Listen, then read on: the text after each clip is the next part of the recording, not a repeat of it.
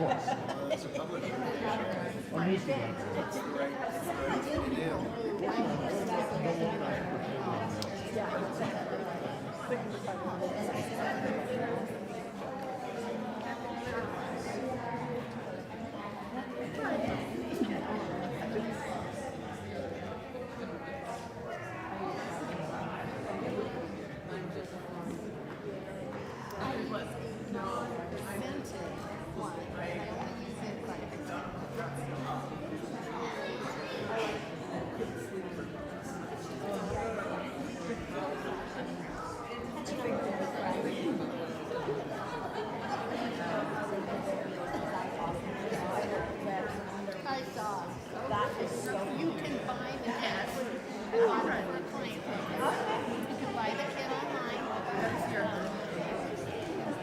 Also, they have, my mom wants to get me and I want to do rubber around the wheels so when I move it in the summertime, it'll be faster.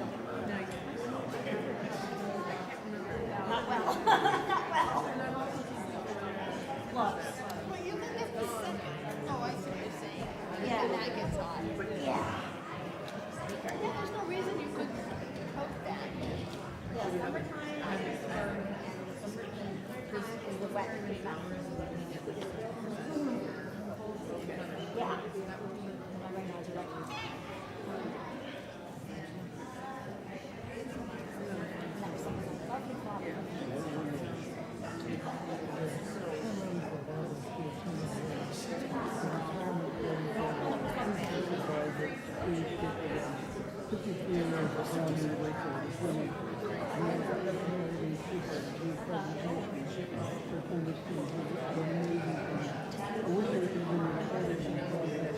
I'm the only person in my family proud of it.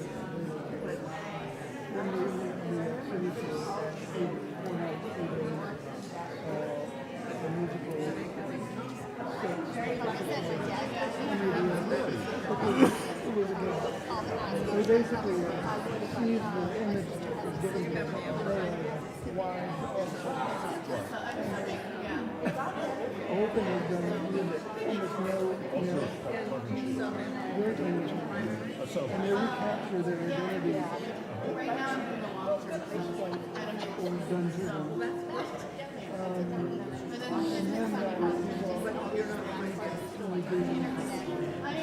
Then Barbara went to a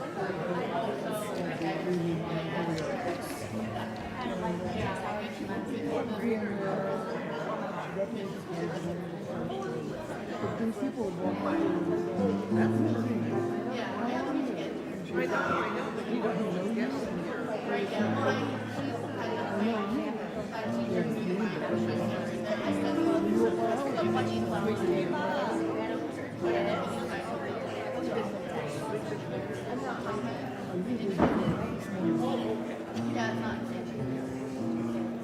I'm happy that my allergies aren't so bad.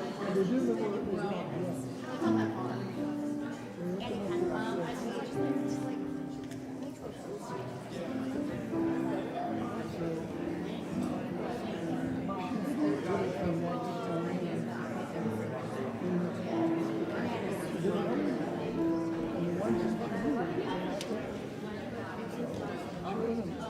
she took a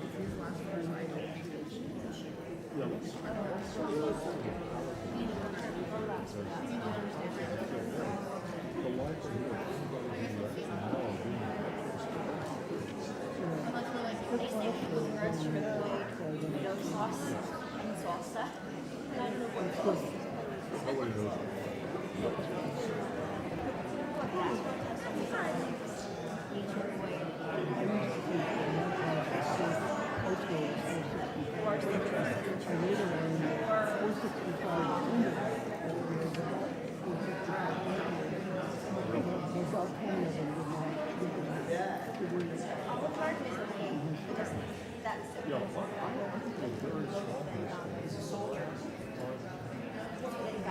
It's fine. Their tomatoes won't be great. Their sauce is fine.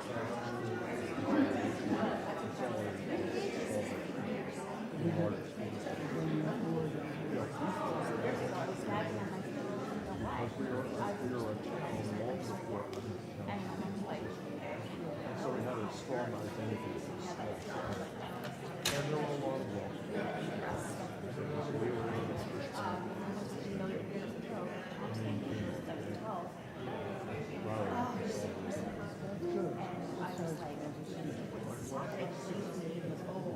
this and we all know each other. So we're still in touch. Not alone, wasn't it? And the common.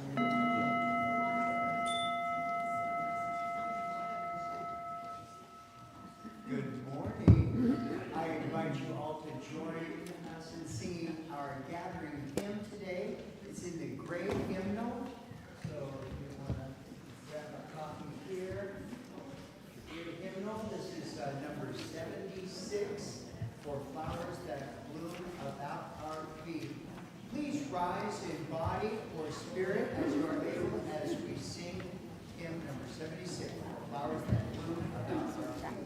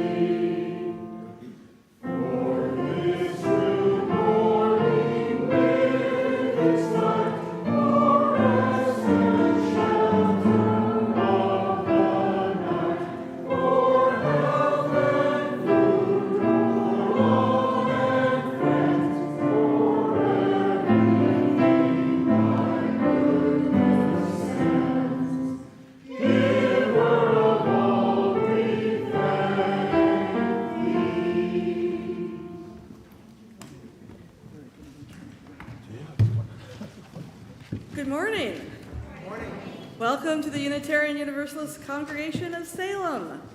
I am Sara Pickett, your homilist today, and Barbara Seven Bows has flown all night across the country just to be here this morning to be our celebrant. Go, Barbara!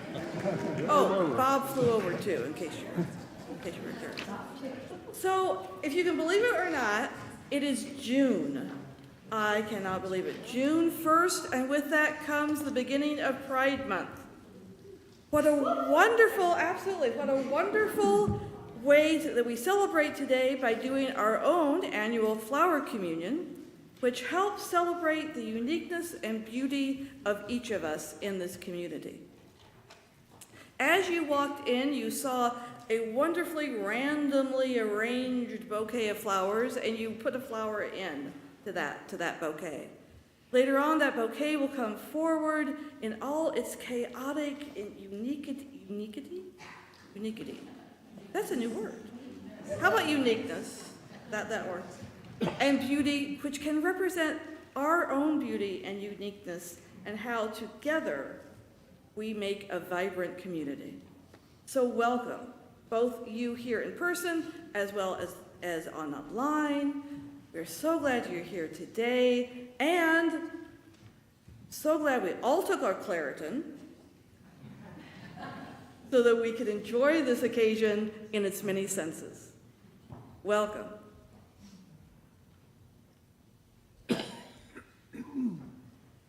In 1923, in Prague, Czechoslovakia, Unitarian minister Norbert Čapek gave his congregation a task. On the first Sunday in June, they were to bring in a flower or budding branch, anything they wanted. And so they did. Yellow daisies, red roses, pansies, lilies, pink dogwoods. He said to them, "These flowers are like are like ourselves. Different colors and different shapes, sizes, each needing different kinds of care, but each beautiful, each important and special in its own way. May we remember our own beauty and gifts and recognize the gifts and beauty in others as we say our affirmation, which is in your order of service. Love is our doctrine, compassion is our way. Here we seek to create a joyful home for free religious exploration, build a community of caring fellowship, and nurture the hopes and serve the needs of our world.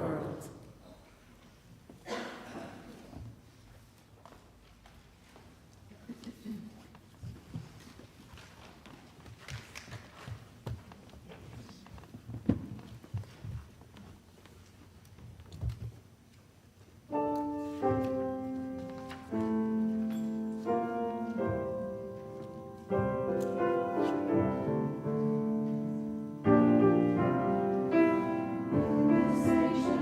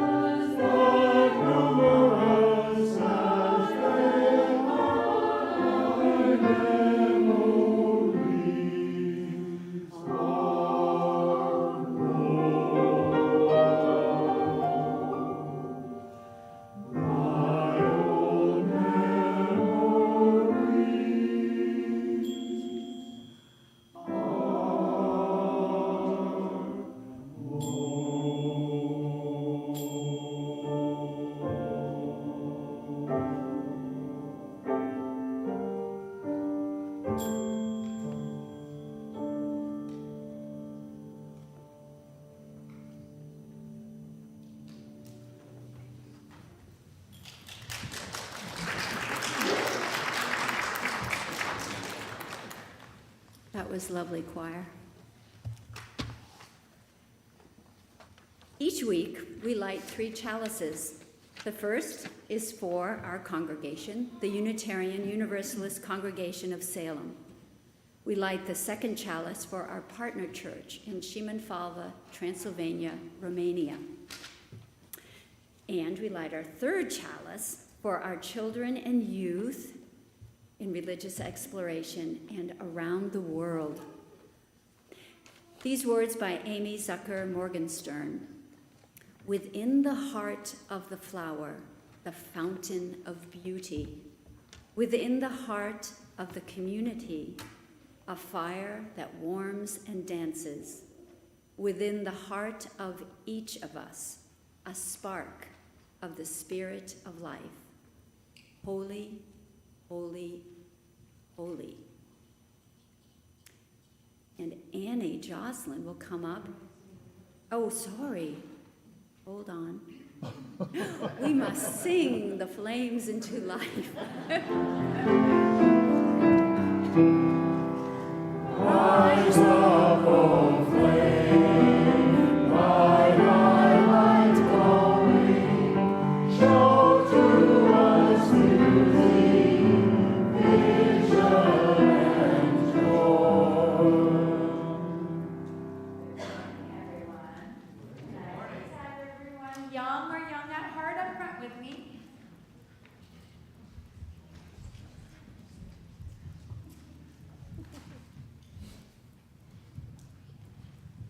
Good morning. So happy to see you guys. So today is June 1st. So guess what I have? Birthday cards. Oh my goodness. And there are some birthdays this month. And I think some of you might actually even be here. So, I don't know that Miss Block here. No, and I don't see Ella. But I see Rowan. And I see Alex. I don't think it's your birthday this month, Annie. And I see Avery. Happy birthday. I love seeing you guys here. And remember, the first Sunday of the month, you guys should come and visit. And come visit every Sunday, because we always like seeing you. But the first Sunday of the month, I will do birthday cards. Now today we have a special service, and I have an important job that I need you to help me with. So I need you guys to all come to the back with me right now, okay? Okay, thank you. Thank you, Annie. All right, we will be seeing Annie and the kids in a couple of minutes, but first, we are so pleased that we are able to welcome in 10 members, 10 new members into our congregation today. And here comes Anna, not Annie, Anna, Kelly, as membership chair, is going to help us. So as Barbara reads off the names, if you could please come up to the front of the sanctuary and stand maybe like along here, and then basically remain standing, because we have some things to say to you. You have one very short thing to say, and then we will say some more things to you, and then you can go back and say. All right? All right. So here are the names, and if I mispronounce anything, just let me know later. All right. Adam Cocker. Come on up. Yes, we know who you are, so we need to come up here. Is Susan Fish here? I don't think so. Rachel Gosling.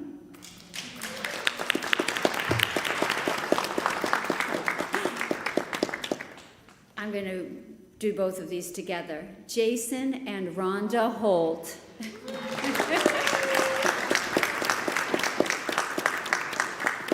Molly Kennedy.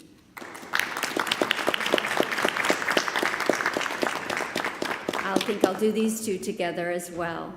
Gray and Mel Rupel, is that correct? Yes.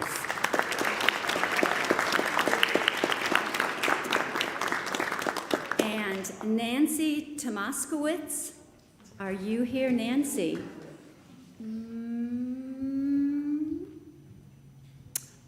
She is a new member. You hopefully will meet her later. Becoming a member is both simple and difficult. When people sign the book, they are saying that this is their spiritual home, that this community offers a place for celebration and solace, a place for service and for searching. The members and friends of this congregation join together to challenge and nurture one another in speaking honestly, in acting with compassion, in loving without prejudice, in living with integrity, and in responding to the demands of justice with courage and faith.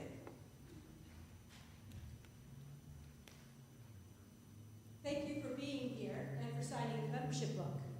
It takes courage to say yes, to trust a new community, to take you in, to love you in your uniqueness, and to challenge you to become something more than you have ever been. Your gifts are a priceless addition to our religious home. Will you join in the life of this congregation, giving and receiving the gifts of this community?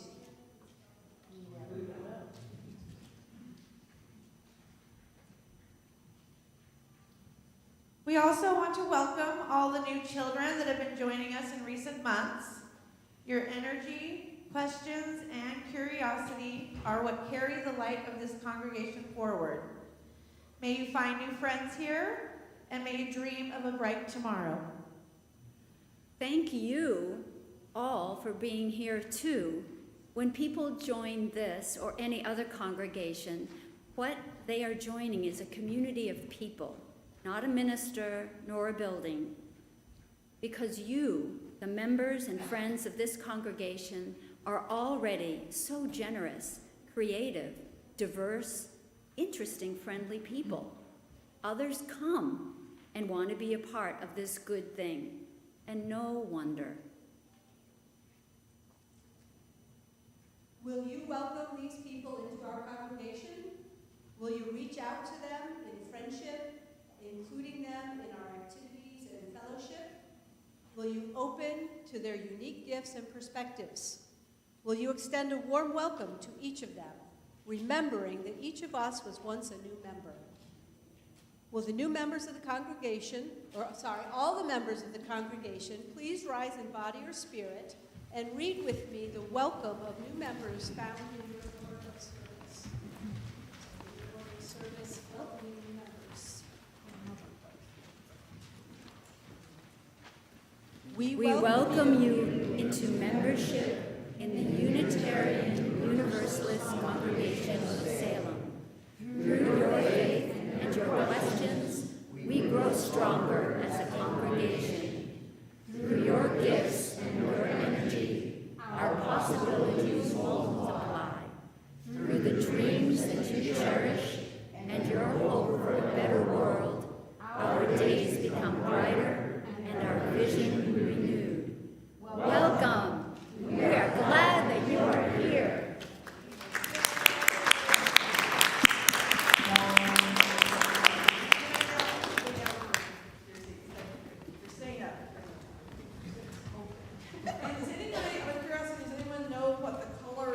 Rose means? Friendship, exactly. Yeah, that's nice. So now we start the procession of flowers. Oh, I have two mics. Why don't I use one mic?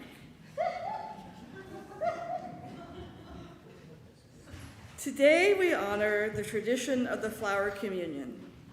Each of us bringing a flower and putting it into this communal bouquet, honoring the diversity and uniqueness we each bring to this beloved community. Here it comes. Here is a flower communion prayer by Reverend Norbert Chopik. So if you could turn that so that perfect. Thank you, Annie.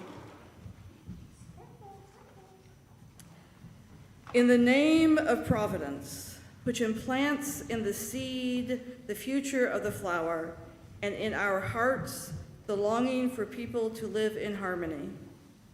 In the name of the highest, in whom we move and who makes the mother and father, the brother and sister, lover and loner what they are. In the name of sages and great religious leaders who sacrificed their lives to hasten the coming of the age of mutual respect.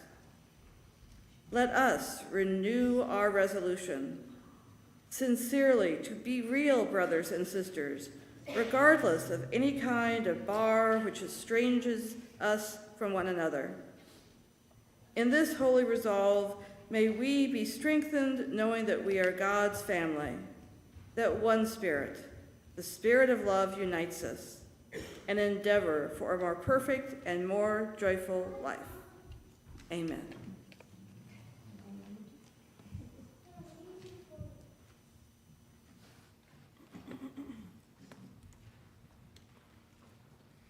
Good morning. My name is Ariane Kirkpatrick, and I am honored to be one of the Lifeline's lay ministers. We have 4 joys and 2 sorrows and 1 combination in our book today. First, the joys. Margaret Gregg writes, Lorna Youngs is not able to be with us in person today, but she is here in spirit, represented by beautiful flowers from her garden. Many UU friends stayed round the clock with Lorna this week while her caregiver sister recovered from pneumonia. Thanks to one and all who stepped up to keep our beloved Lorna company. And Rhonda Hart writes, celebrating my parents' wedding anniversary. And Bob Francis writes, thank you to so many of you who were there for me as I went through the 3rd anniversary of my Cindy's death. It was truly a blessing. And Molly Kennedy writes, I am inviting joy and celebration to be sent and shared with the inaugural Silverton Pride Planning Committee as we enter our final month of planning. All are welcome to celebrate with us Saturday, I think it's June 28th, at the Coolidge McLean Park in Silverton. And then we do have 2 sorrows. The first sorrow comes from Jean Logan. Tom Lansfield has multiple myeloma. Thank you. Cancer for 6 years. Treatments are running out. Send him a text. And the other concern is from our friend Lynette. Lynette writes, I lost my best friend of 17 years. Even though she had 4 legs, my heart is broken. My grief is great. And Jen Bay has both a joy and a sorrow. She writes, I was T-boned on Friday afternoon on my way to a job. The joy is that I walked away with only batters and bruises. The guy who hit me was caught after he fled the scene.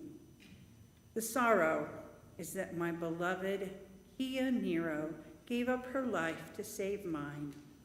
I ask for blessings to the people who invented side airbags. And finally, we light one last candle for all the joys and sorrows felt in the heart, but unspoken today. Lifeline ministers are fellow members of the congregation who are here to help people in times of need. We are identified by our lavender stoles and badges. You can reach out to us by visiting the table in Hanneman Hall each Sunday after the service, and our contact information can be found in the order. Thank you and blessed be. You may remain seated as we do our heart song. This is again in the Great Hymnal, hymn number 396. I know this rose will open. If you know me, then you know I love doing things in rounds, and this is no exception. We're going to do it in a 2-part round, not a 4-part round as the music might indicate. We'll be doing parts 1 and 3, and we're going to split, the risk of getting complicated here, we're going to split the congregation into a left side and a right side, and I've got some help here from the choir. They'll be directing you over there. We'll sing this song all the way through one time and then 2 times as a round. And I think we'll figure it out from there. Here it goes.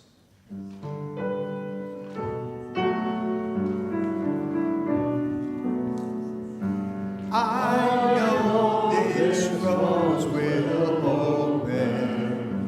I know my fear will burn away. I know my soul will unfurl its wings. I know this rose will open. I know this rose will open. I know my fear will burn away.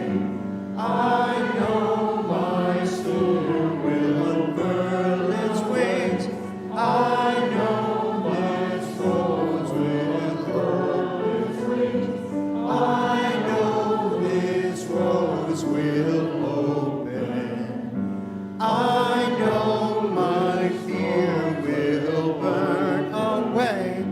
I know my soul will unfurl its wings. I know my soul will unfurl its wings. I know this rose will open.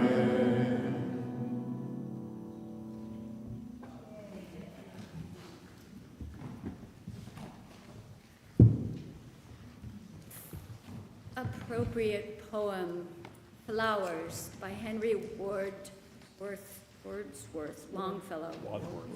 I'm just going to warn you, this is in somewhat archaic language, and I'm jet-lagged, but I'm going to do my best.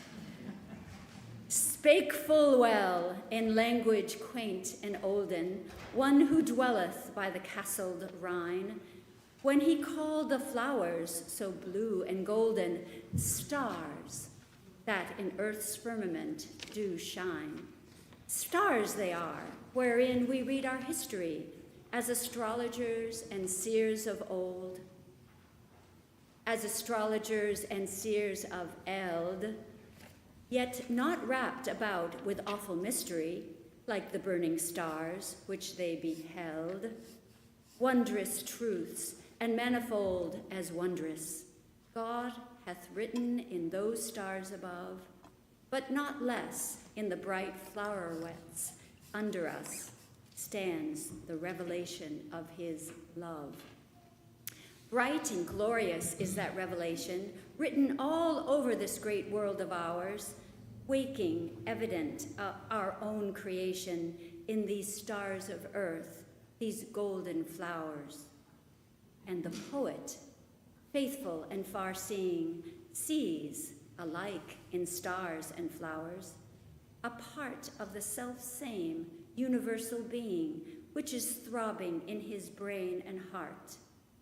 Gorgeous flowerets in the sunlight shining, blossoms flaunting in the eye of day, tremulous leaves with soft and silver lining, buds that open only to decay. Brilliant hopes, all woven in gorgeous tissues, flaunting gaily in the golden light. Large desires with most uncertain issues. Tender wishes blossoming at night. These in flowers and men are more than seeming. Workings are they of the self-same powers, which the poet, in no idle dreaming, seeth in himself and in the flowers. Wherever about us are they glowing, some like stars to tell us spring is born, others, their blue eyes with tears o'erflowing, stand like Ruth amid the golden corn. Not alone in spring's armorial bearing, and in summer's green emblazoned field, but in arms of brave old autumn's wearing, in the center of his brazen shield. Not alone in meadows and green alleys, on the mountaintop and by the brink of sequestered pools, in woodland valleys, where the slaves of nature stoop to drink. Not alone in her vast dome of glory, not on graves of bird and beast alone, but in old cathedrals, high and hoary, on the tombs of heroes carved in stone, in the cottage of the rudest peasant, in ancestral homes, whose crumbling towers, speaking of the past unto the present, tell us of the ancient games of flowers. In all places, then, and in all seasons, flowers expand their light and soul-like wings, teaching us, by most persuasive reasons, how akin they are to human things. And with childlike, credulous affection, we behold their tender buds expand, emblems of our own great resurrection, emblems of the bright and better land.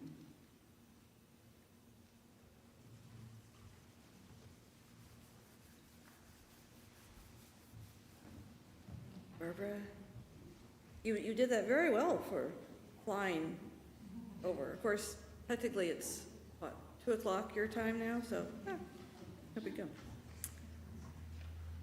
So when my dad was courting my mom, he was always interested in meeting the different friends and neighbors in the town. One day, he was introduced to a woman by the name of Pansy Wolf. However, it turns out her full name was I'm a Pansy. And yet, what's more fun was that she had 2 sisters. You're a daisy, she's a rose. Well, you can imagine what fun my dad had telling that story of a family that named their 3 daughters, I'm a pansy, you're a daisy, she's a rose, to out-of-towners. One day, he told this story, and the out-of-towner went off to their things that they do. They wound up in New York City, where they were at their boss's fancy apartment having an important dinner, and in wanting to impress everybody and show his droll sense of humor, he repeated this story. Everybody cracked up, thought it was hysterical, except for one person. His boss's wife, his hostess, who said with no humor in her tone, "Yes, I know. You're a daisy is my mother."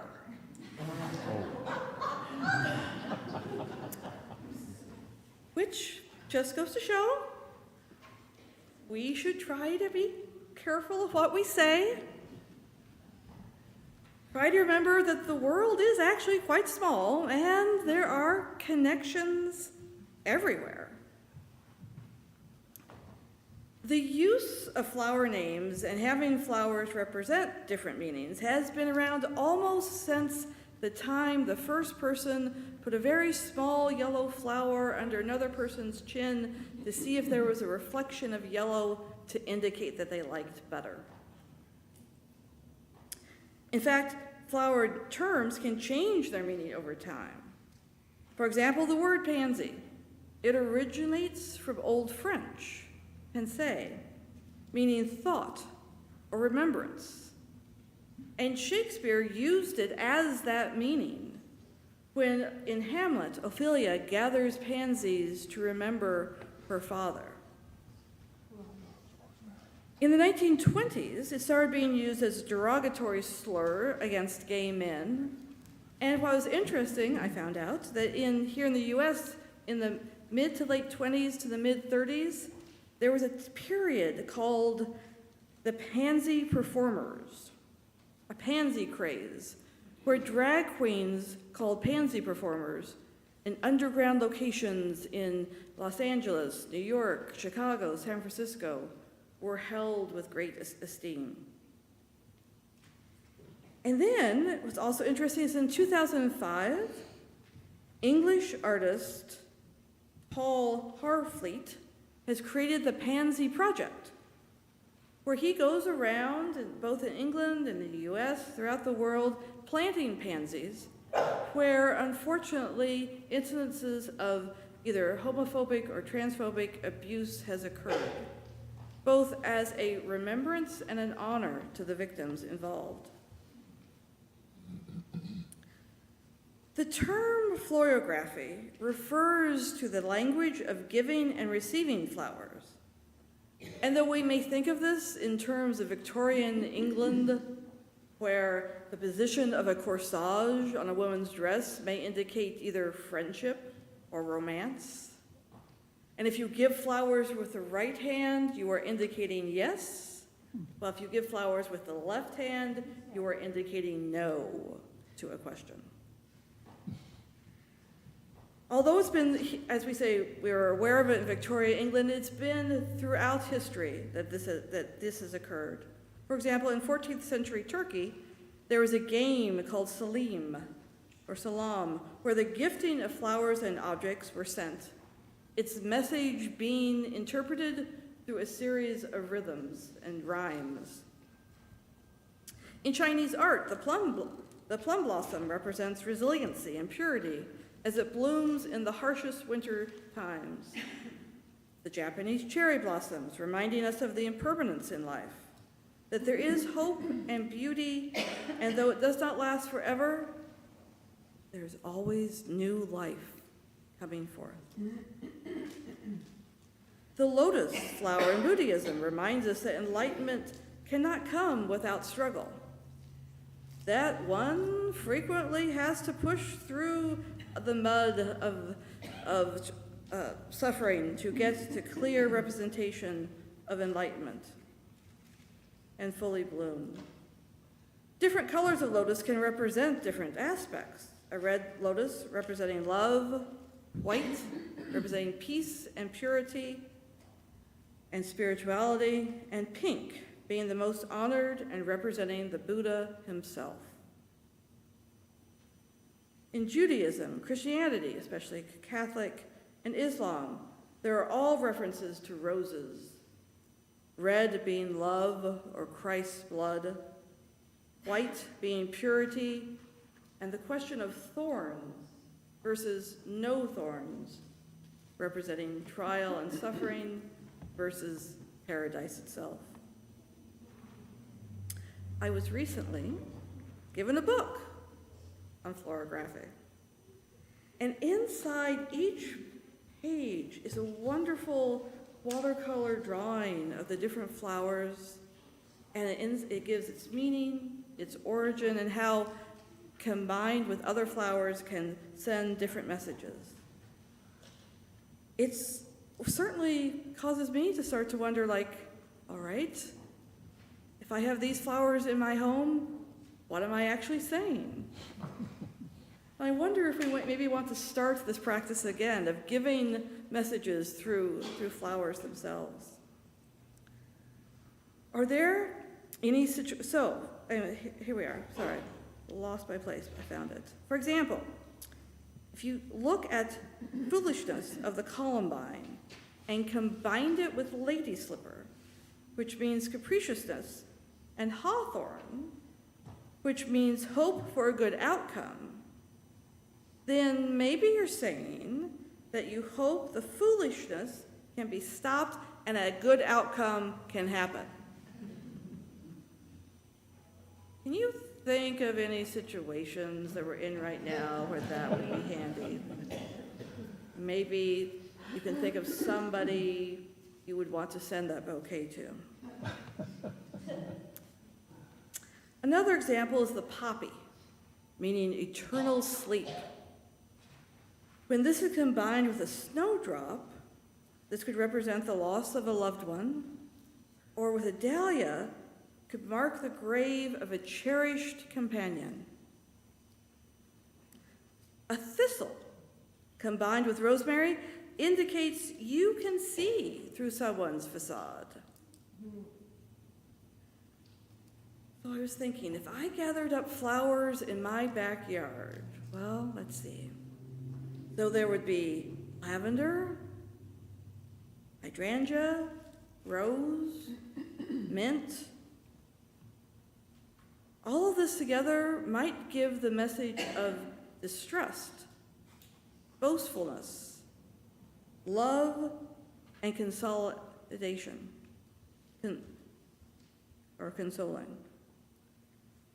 I would want to be clear to whom I was sending such a message, of distrusting them due to their boastfulness, and yet wanting love and consoling that there would be a better answer. If they returned the gift with lily of the valley, passion flower, and protea, they would be saying that they have faith that a bad situation could turn into a good one, and that happiness can return. Again, I ask the question, are there any situations in the world where you can think of where distrust and boastfulness are potentially not leading us to a good situation? However, possibly with faith and hope, we can make things better and happy again. Now, let's also turn and think of flowers and their meanings here at UUCS. For example, while cattail and laurel indicate peace, prosperity, and success in a new venture, adding passion flower for faith and iris for a religious leader, we could put this all throughout UUCS for the upcoming year with Reverend Monica and the congregation. Today, we have gathered for our annual flower communion, honoring the work and sacrifice of Reverend Norbert Chopek. He founded the Unitarian Universalist congregation in Czechoslovakia, and although I automatically just said Universalist, in Europe it is all Unitarian. And what was interesting is that on June 4th, 1923, he created the first flower communion service. This is why at UUCS we do the annual flower communion on the first Sunday of June, to remember and honor both him and his sacrifice. Two of his poems or prayers related to this are said each year as well. We said the first one when the flowers came in, and we will say the second one as the flowers leave. One of the things he said in that first service was, "These flowers are like ourselves, different colors and different sizes, shapes, each needing different kinds of care, but each beautiful, each important and special in its own way." Unfortunately, in 1940, when the Nazis took control of Prague, they found Reverend Chopek's gospel of inherent worth and beauty in every human person too dangerous for the Reich to allow him to remain alive. He was taken away, where he died during a medical experiment. His wife, the Reverend Maja Chopik, was in the U.S. at the time and was not allowed to return back to Prague. However, she let the U.S. know about the flower communion service through the Unitarian Church in Cambridge, Massachusetts, and it has continued in our tradition ever since. Today, as you leave, please take a flower home with you, something that speaks to you, something that you are drawn to in life. Honor the beauty and uniqueness of each flower as we strive to honor the beauty and uniqueness of ourselves and of each other. To quote the Buddha, a family or community is a place where minds come in contact with one another. If these minds love one another, the home will be as beautiful as a flower garden. But if these minds get out of harmony with one another, it is like a storm that plays havoc with the garden. Storms will occur in life and play havoc with our garden. But when that happens, we can pause, let the storm clouds go, and get recentered and nurture the regrowth that always occurs after the rain stops and the sun comes out again, as it always does.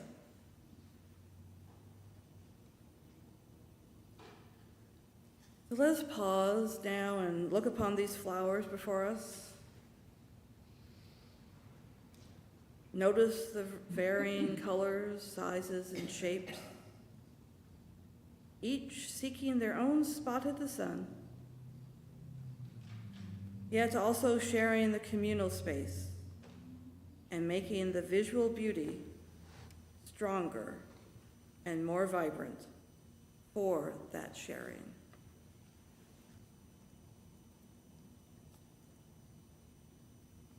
May we honor the inner beauty and wisdom within ourselves and as we interact with each other. May it be so.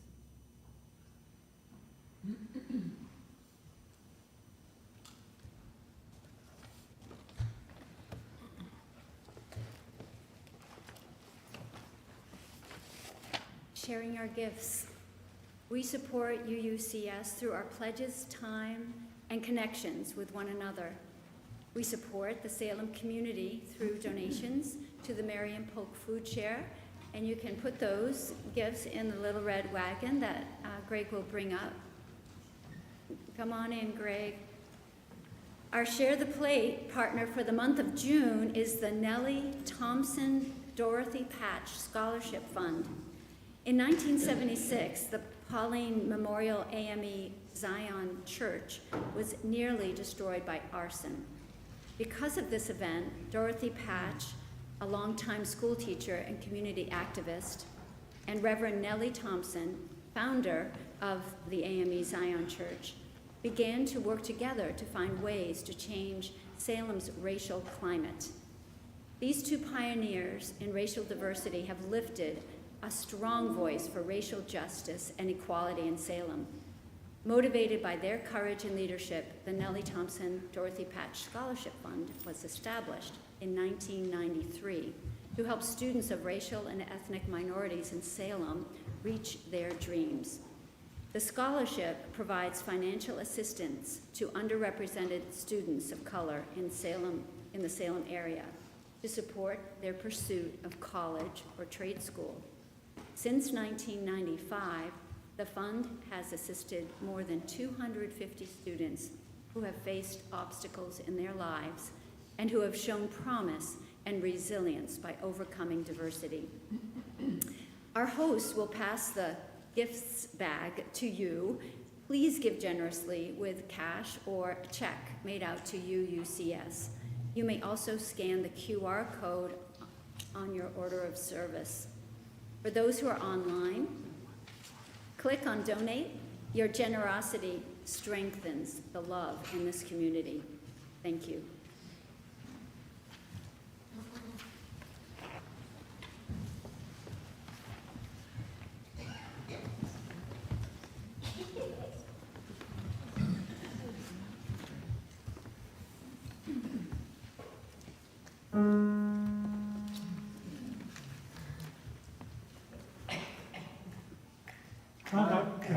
you, Army.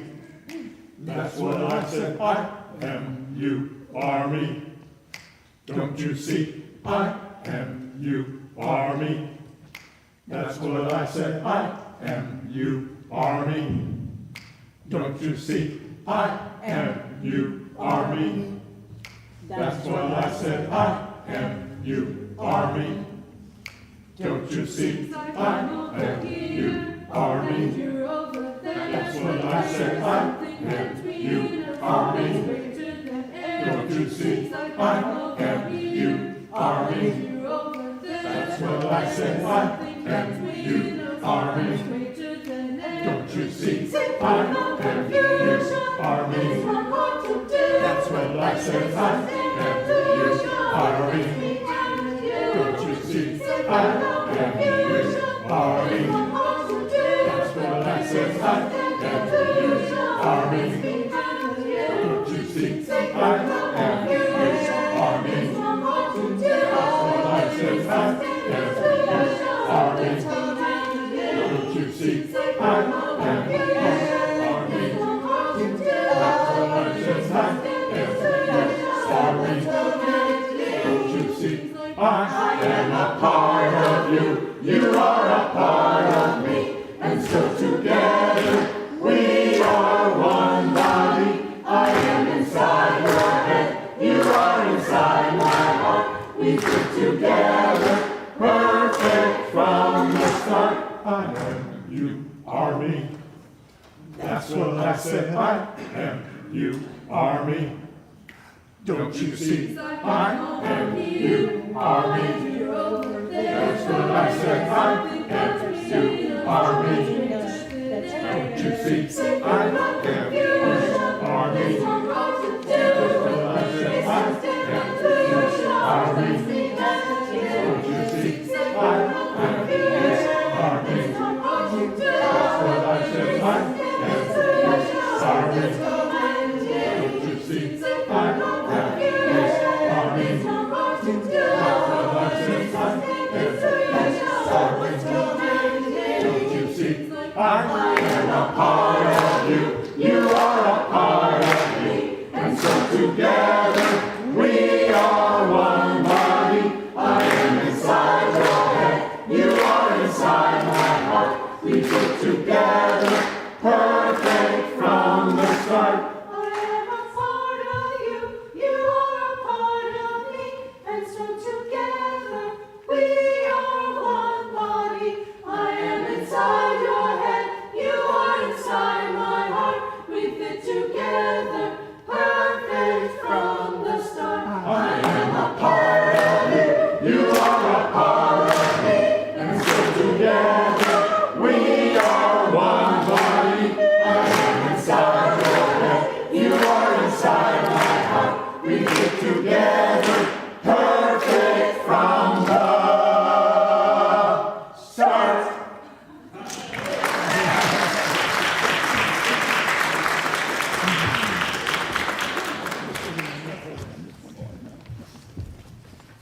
Thank you, John, and everybody that's being in the choir today.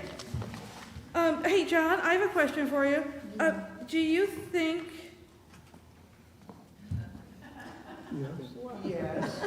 Do you think it would be possible for you and the choir to come back next week and sing as well? You know, we'd really like to do that.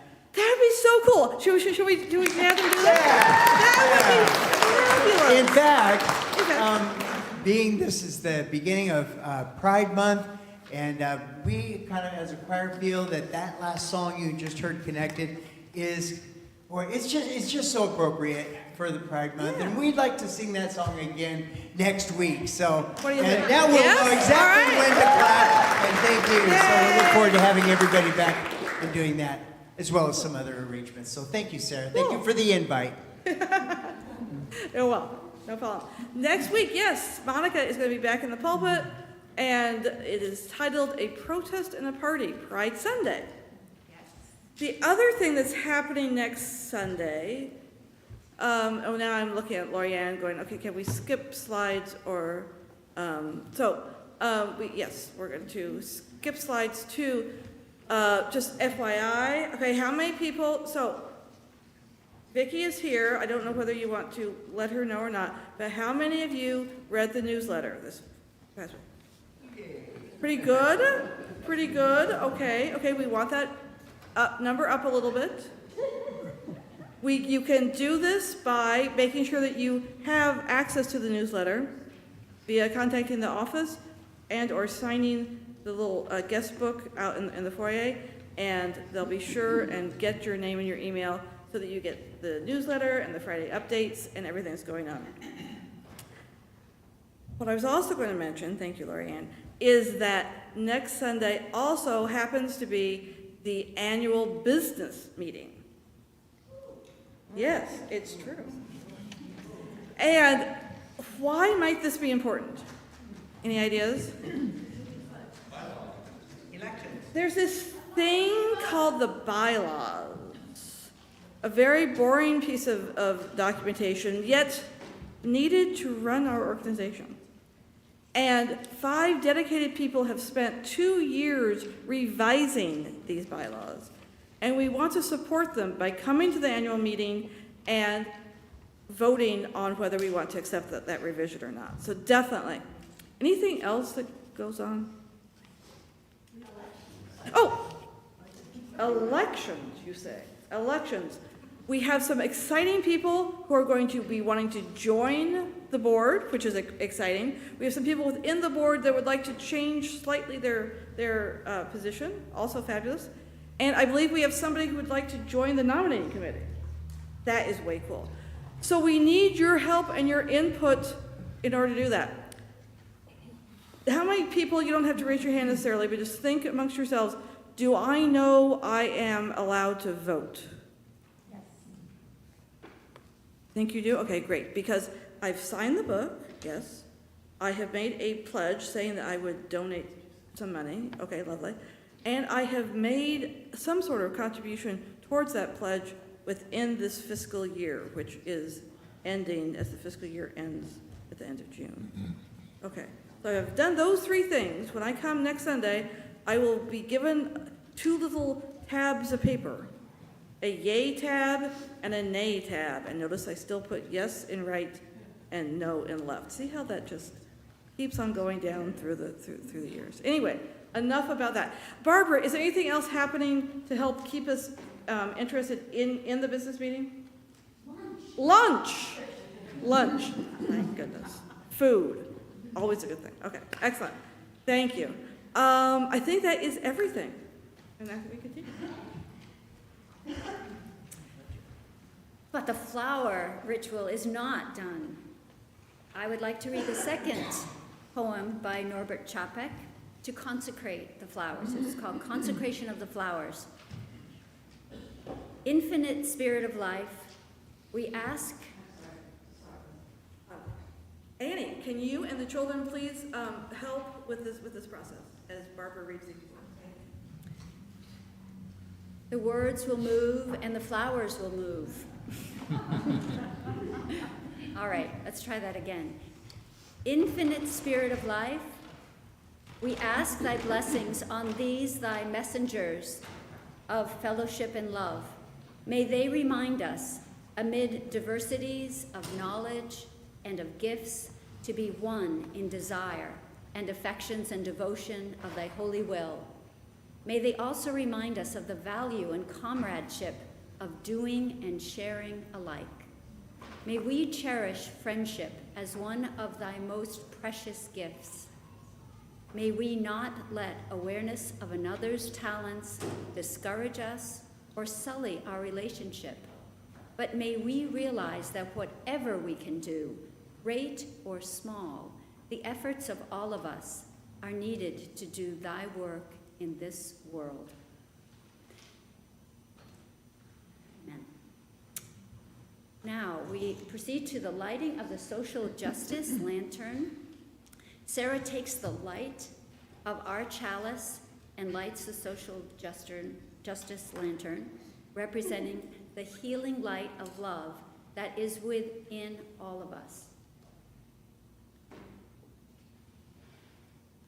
And as we extinguish the chalices, let us remember these words by Reverend Chapek. It is worthwhile to live and fight courageously for sacred ideals.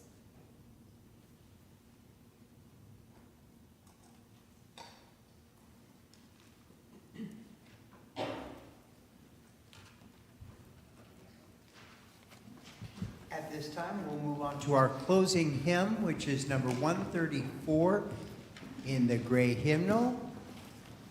So once you've got your hymnal, please feel free to rise in body and or spirit as you are able as we sing hymn number 134.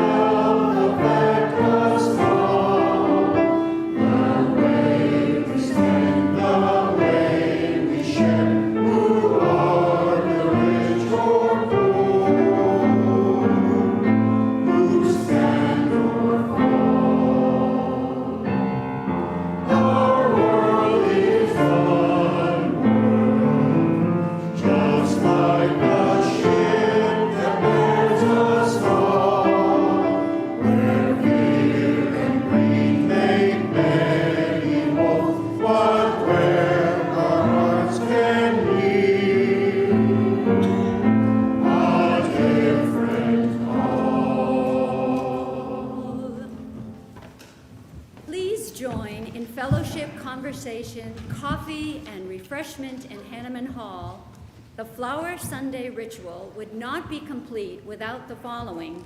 As a reminder, before you leave to go wherever you will go, please take a flower of your choice home with you. Our closing words are in the order of service, and if you are comfortable, hold your neighbor's hand and let us speak together. May faith in the spirit of life, hope for the community of earth, and love for the sacred in one